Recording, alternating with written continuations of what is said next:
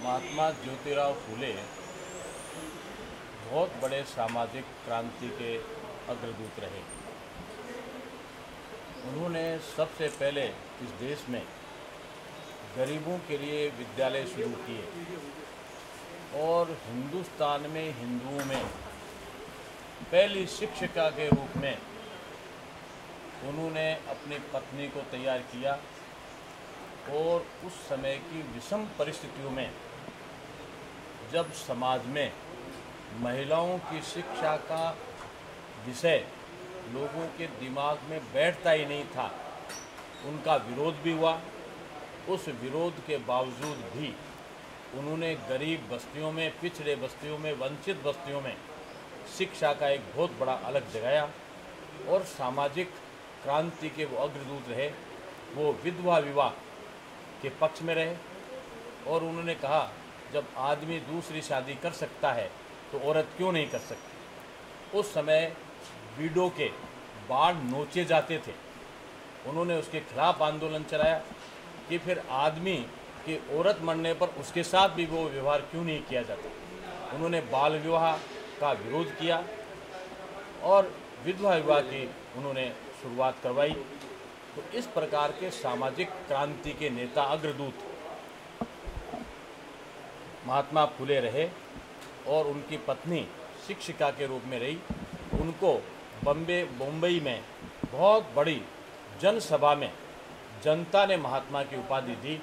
इस देश में महात्मा गौतम बुद्ध, महात्मा ज्योतिराव फूले और महात्मा गांधी को ही और महात्मा की उपाधि दी गई। ये उपाधि उनके काम के कारण से उनको मिली। कल महात्मा ज्योतिराव फूले का जन्मदिन है। भारतीय जनता पार्टी ने केंद्रीय स्तर पर फैसला किया है कि भारतीय जनता पार्टी महात्मा ज्योतिराव फूले जो सामाजिक क्रांति के अग्रदूत थे उनके जयंती को मनाएगी और अपने सभी कार्यकर्ता भी इसको मनाएं। आज यहाँ हमने पोस्टर का विमोचन हमारे कार्यकर्ताओं ने किया है। तो एक संदेश देना चाहता हूँ पार्टी को भी और महात्मा फूले के फॉलोअर्स को भी कि इस कार्यक्रम में सामाजिक समरसता खड़ी होनी चाहिए।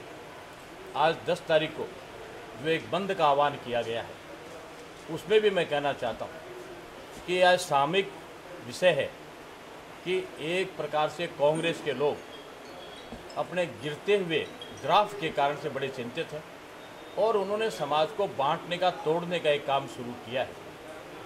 2 तारीख के बंद में एससी समाज के लोग, एसटी के लोग बड़े भले लोग हैं, बड़े सज्जन लोग हैं।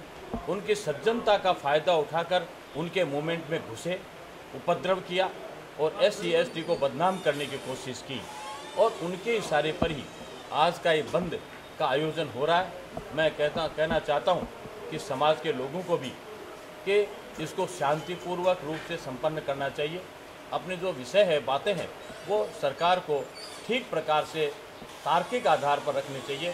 सरकार उनकी वाजिब मांगों को सुनने को भी तैयार है और पार्टी के कार्यकर्ताओं को भी हम कहना चाहते हैं कि कांग्रेस इस प्रकार का वायुमंडल बनाने की कोशिश करेगी कि जिससे समाज में टुकड़े हों, तो उसको रोका जाना चाहिए।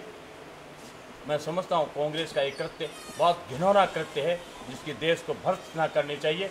और जो उपवास का नाटक कर रहे हैं, वो खाना खाकर उपवास कर रहे हैं। मुझे तो बड़ी हंसी आती है कि शायद इस देश में पहले बड़ी राजनीतिक पार्टी होगी जो भोजन करके उपवास कर रही है।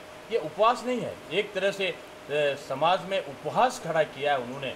इसका भी हम जरा बड़ी भर्त्सना करते हैं, निंदा करते हैं। ठीक है।